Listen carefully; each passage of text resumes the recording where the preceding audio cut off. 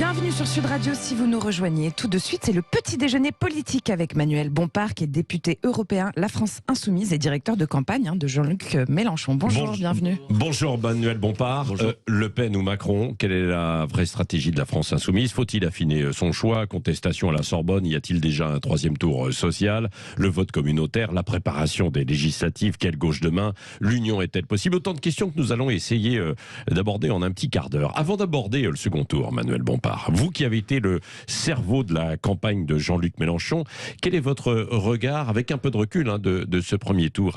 À 420 000 voix près, vous étiez en finale. Qu'est-ce qui vous a manqué finalement? Difficile à dire, mon regard, mon sentiment, c'est un sentiment partagé, à la fois de déception, parce que l'objectif c'était de se qualifier au deuxième tour, de l'emporter, pas pour nous, mais pour appliquer un programme qui transforme tout simplement la vie des gens.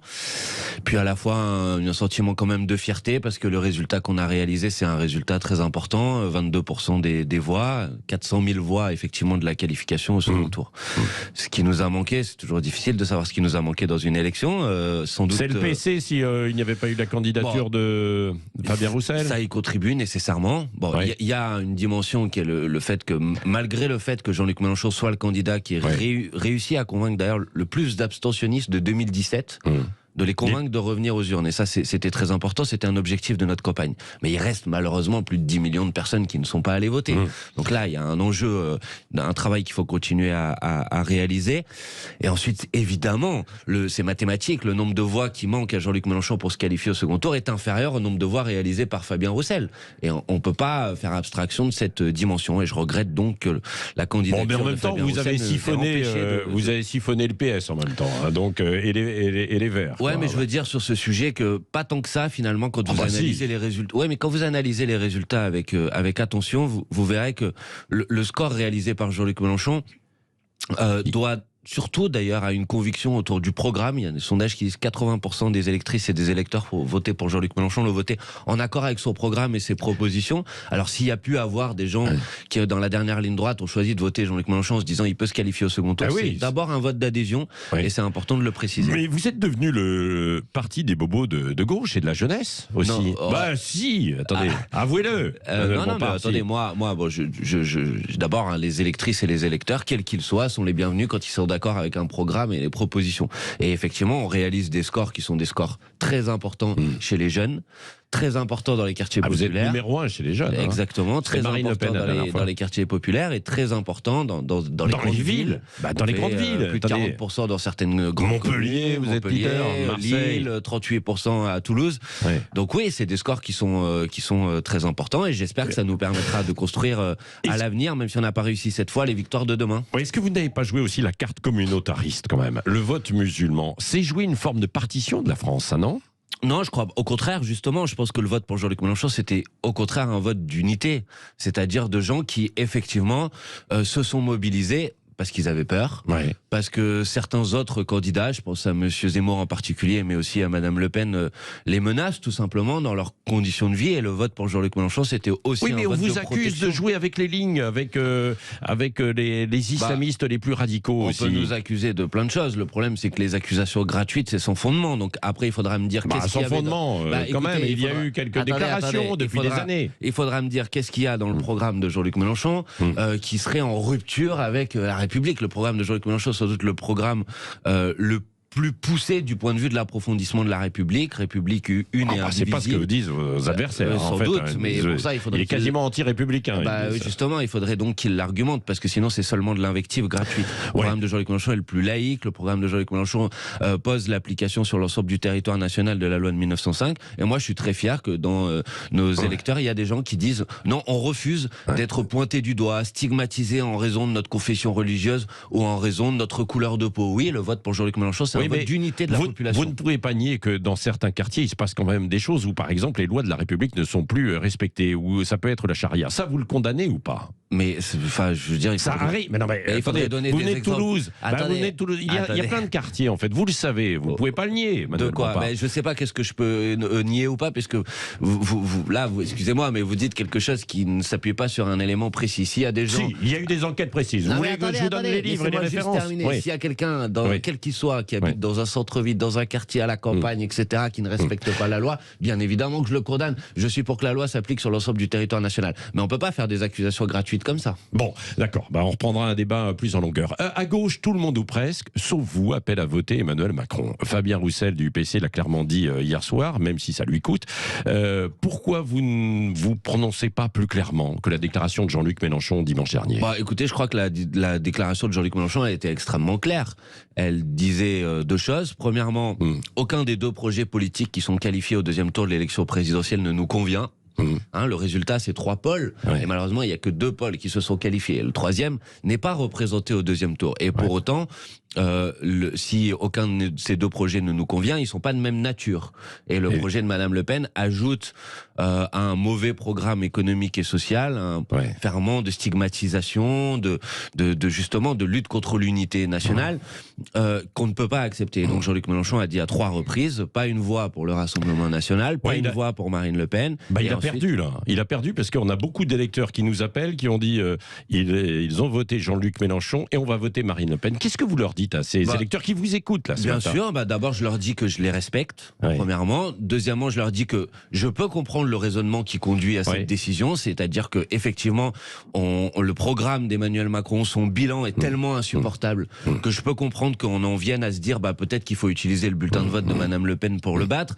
Mais je leur dis que je pense que c'est pas une bonne décision. Que je pense que c'est une erreur parce que le programme de Madame Le Pen sur les questions sociales est pas très éloigné de celui d'Emmanuel Macron. Il n'est pas très éloigné du vôtre aussi sur certaines questions. Nous sommes pour l'augmentation du SMIC. Madame LePen y est opposée. Nous sommes pour le blocage des prix du carburant, des produits de première nécessité. Madame aussi, Le Pen plus ou moins en diminuant la TVA. Elle est pour la baisse de la TVA, ce qui n'est pas du tout la même chose. C'est dommage qu'on n'ait pas pu avoir ce débat au premier tour. D'ailleurs, c'est pas du tout la même chose que quand vous baissez la TVA, vous baissez des ressources fiscales et forcément vous allez les reprendre ailleurs. Donc vous donnez à quelqu'un, vous faites semblant à quelqu'un de lui donner quelque chose que vous lui reprenez d'un autre côté. Madame Le Pen est opposée à abandonner la revendication de la retraite à 60 ans pour tout le monde.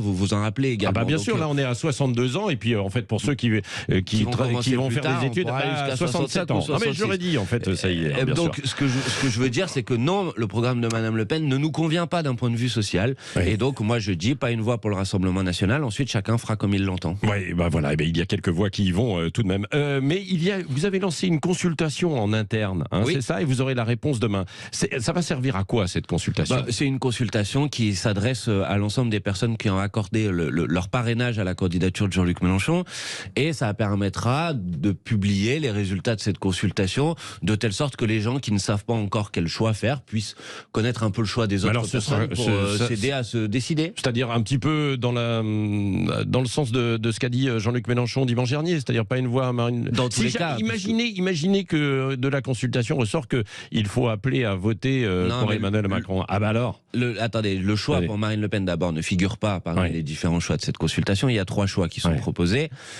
et cette consultation n'a pas vocation à déterminer une consigne de vote. Ça permettra de voir un petit peu comment chacun se positionne et ça permet ensuite à chacun de faire son choix, qui est un choix individuel, mais de le faire en ayant un point de vue et une cartographie un peu de ce que les autres ont dans la tête aussi. Vous avez décidé, Manuel Bompard, personnellement j'ai à peu près décidé, j'irai voter, ça c'est une évidence. Ensuite, ce que je ferai dans l'isoloir ne regarde que moi, c'est pour ça qu'il y a un isoloir. Non, mais vous êtes un leader politique en même temps. Justement, parce que je participe... plutôt blanc, alors. Un dirigeant... Non, mais je vous réponds... donc plutôt Emmanuel Macron, alors. Non, mais non plus, je vous répondrai pas. Donc parce que Marine Le Pen. Je vais vous expliquer pourquoi je vous répondrai pas. C'est pas parce que je veux pas vous répondre, c'est parce que mon devoir, ma responsabilité, c'est de représenter l'ensemble des électrices et des électeurs. Et je sais qu'ils vont faire des choix différents. L'ensemble des électrices et des électeurs qui ont porté leur voix sur la candidature de Jean-Luc Mélenchon. Et comme je les respecte tous, je voudrais pas donner l'impression, en disant mon choix, qu'il y a un choix qui est plus légitime que les autres. D'accord. Bon, j'ai compris quand même que vous n'allez pas vous abstenir puisque vous y allez, que vous n'allez pas voter Marine Le Pen, que vous ne voulez pas voter Emmanuel Macron, donc c'est le blanc, quoi. Non, mais vous pouvez pas choisir à ma place. Vous êtes mathématicien. Exactement. Voilà ce que je vais vous dire. Je me déplacerai et effectivement, je voterai pas pour Marine Le Pen. Ça, c'est une évidence. Pourquoi je me déplacerai? Parce que je pense que le vote est important. Ils pouvaient pas toujours dire aux gens, il faut aller voter et pas le faire vous. Qu'est-ce que vous pensez de la contestation étudiante là? Vous l'encouragez, la Sorbonne notamment prise entre guillemets en otage. Alors, elle n'est pas prise en otage, mais il y a eu effectivement... il y a des étudiants qui ne peuvent pas passer leurs examens à cause de ça. Il y a eu une mobilisation, j'en comprends les raisons. parce que effectivement, le problème de ce deuxième tour de l'élection présidentielle, c'est qu'il va régler aucune des grandes questions auxquelles on est confronté aujourd'hui. Et normalement, une élection présidentielle, ça permet d'avoir un choix démocratique, et puis ensuite on se dise, bon, c'était peut-être pas mon premier choix, mais bon, c'est les élections qui ont dit ça, et donc je l'accepte, quoi, en quelque sorte. Et là, on sent bien que cette élection, elle va pas régler ces problèmes. Ouais. Alors oui, bien sûr, il y aura une mobilisation dans la rue, je la comprends, je la soutiens. Et puis il y aura... Vous l'encouragez ? Bien sûr. Donc il y a un troisième tour social qui s'annonce, quoi qu'il en soit. Je crois, oui. Et puis il y aura aussi un troisième tour électoral. Alors et voilà, c'est important de le dire. Ouais. Parce que je disais tout à l'heure, aucun des deux programmes au deuxième tour ne correspondent à notre programme. Ouais. Et moi, je dis aux gens, restez groupés. Parce que si vous restez groupés, il y a un troisième tour, c'est les élections législatives. Et là, vous pourrez voter pour le programme porté par Mais en même temps, la démocratie, vous ne contestez pas la démocratie. Il y aura un choix, quoi, de la démocratie. Je ne le conteste pas. Il y aura un choix. Il y a des élections. Elles se sont déroulées. Personne ne conteste le fait qu'elles se sont déroulées dans des conditions démocratiques normales. Il y aura un choix. Mais à mon avis, ce choix ne règle pas les sujets. C'est pour ça que les législatives permettent de le faire. Alors voilà, qu'est-ce qui peut se passer pour ces législatives? Est-ce qu'il peut y avoir une union avec d'autres partis de tendance, en fait, de gauche? Alors, je vais y répondre, mais avant de parler union, la question c'est quel profil, quel état d'esprit on a aux élections législatives. À partir du moment où on considère que la présidentielle ne réglait pas les sujets, je dis à la législative, nous on y va avec un objectif clair, c'est gouverner ce pays. Et gouverner ce pays, ça veut dire remporter les élections législatives. Alors vous tendez la main à qui ce matin? Avoir une majorité pour appliquer notre programme. Et pour constituer cette majorité, moi je dis aux écologistes, aux communistes, on peut le faire ensemble. Mais si on veut le faire ensemble, premièrement, il faut arrêter les attaques, les invectives telles qu'elles se sont déployées pendant la campagne de l'élection présidentielle. Et deuxièmement, il faut le faire autour d'un programme commun. On n'est pas là pour faire des accords de boutique, pour sauver des appareils. Ça n'intéresse pas les gens. Donc, par contre, ce qui est intéressant, c'est de se mettre d'accord sur un programme commun partagé autour du programme qui a été porté par Jean-Luc Mélenchon à l'élection présidentielle. Si c'est possible de se retrouver, j'y suis favorable, effectivement. Mais les Verts n'ont pas été tendres avec vous. C'est pour ça que je dis que la première étape, c'est de dire, effectivement, on s'est trompé sur ce sujet. On n'aurait pas dû attaquer comme ça. Et c'est qui, les Verts? Les Verts, les communistes. Les Verts doivent vous faire des excuses. Mais moi, je suis pas là pour. Mais je dis que il faut tenir compte du fait que des relations ont été difficiles et que si on veut écrire une nouvelle page, ça passe par un moment de clarification. C'est-à-dire que ces attaques-là doivent s'arrêter. Bon, et avec les Verts, il pourrait y avoir une forme de coalition, quoi. Voilà, mais pour ça, il faut se mettre d'accord. Vous avez déjà commencé à discuter ou pas? On a envoyé des SMS. On a envoyé hier soir un courrier qui est public d'ailleurs et qui résume cette proposition, c'est-à-dire nous sommes prêts à engager une nouvelle étape à partir du moment où elle se fait autour d'un programme, d'un contenu, d'une proposition, d'un label, qui est le label autour de l'Union populaire, et d'une répartition des circonscriptions, puisque c'est ça aussi un accord électoral. Et avec le PS, sur la base des résultats du premier tour de l'élection présidentielle. Il y a des discussions avec le PS possible ou pas? Le Parti Socialiste, moi j'ai entendu et j'ai écouté avec soin ce qu'ils avaient dit depuis dimanche. Pour l'instant, François Hollande, j'ai entendu Carole Delga dire il peut pas être question de travailler avec Jean-Luc Mélenchon, etc. Donc vous la connaissez bien, Carole Delga? Non, la porte est fermée. Je la connais bien. D'ailleurs, je la connais tellement bien qu'aux dernières élections régionales, elle a exclu les écologistes et les insoumis de toute liste de rassemblement au deuxième tour. Donc, si vous voulez, pour moi, sauf s'il change d'avis, aujourd'hui, le sujet n'est pas sur la table. Et avec François Hollande? Pareil, j'ai entendu. Vous avez vu, il revient. Coucou, leur voilà où. Oui, je pense que François Hollande a fait beaucoup de mal à la gauche dans ce pays. Et je suis pas certain que c'est avec lui qu'on puisse construire une nouvelle étape des victoires de la gauche de demain. Jean-Luc Mélenchon, imaginez, Manuel Bompard, dernière question. Oui. Jean-Luc Mélenchon, Premier ministre ou ministre? Ministre non, parce qu'il ne peut Premier ministre avec Emmanuel Macron, oui. Ministre, il ne peut pas se retrouver dans le programme tel qu'il est porté par Emmanuel Macron ou par Madame Le Pen. Donc ce sujet n'est pas posé. Premier ministre, c'est autre chose, puisque si nous remportons une majorité des voix aux élections législatives, alors nous avons une majorité pour gouverner. Donc il serait prêt. Le programme d'Emmanuel Macron qui s'applique, c'est le programme de Jean-Luc Mélenchon. Et Jean-Luc Mélenchon, son objectif, c'est de changer la vie des gens. Son objectif, c'est d'appliquer son programme. S'il y a une possibilité de le faire, je vois pas pourquoi on le ferait pas. Et y compris aussi avec Marine Le Pen, si elle gagne. Dans ce cas-là, c'est encore plus difficile parce que Madame Le Pen, je crois qu'elle a dit que dans ce cas-là, elle dissoudrait l'Assemblée nationale et qu'elle allait changer les institutions. Donc je sais pas. Oui, mais il peut y avoir. Ce qu'il en adviendrait. Tout peut arriver, Patrick Augier. Mais moi, ce que je vous dis, Jean-Luc Mélenchon, Premier ministre de Marine Le Pen, président. Je crois pas qu'il faille poser cet élément dans ces termes-là, parce que les gens auraient l'impression qu'on serait d'accord ou je ne sais quoi, c'est pas le sujet. Mais ce que je vous dis, c'est effectivement, on aborde les élections législatives avec les objectifs de l'emporter. Les emporter pour appliquer notre programme et pour transformer la vie des gens. Vous avez une opportunité de le faire, ça se passe au mois de juin. Merci Manuel Bompard, député européen LFI et directeur de campagne de Jean-Luc Mélenchon. Et on aura l'occasion évidemment de se reparler.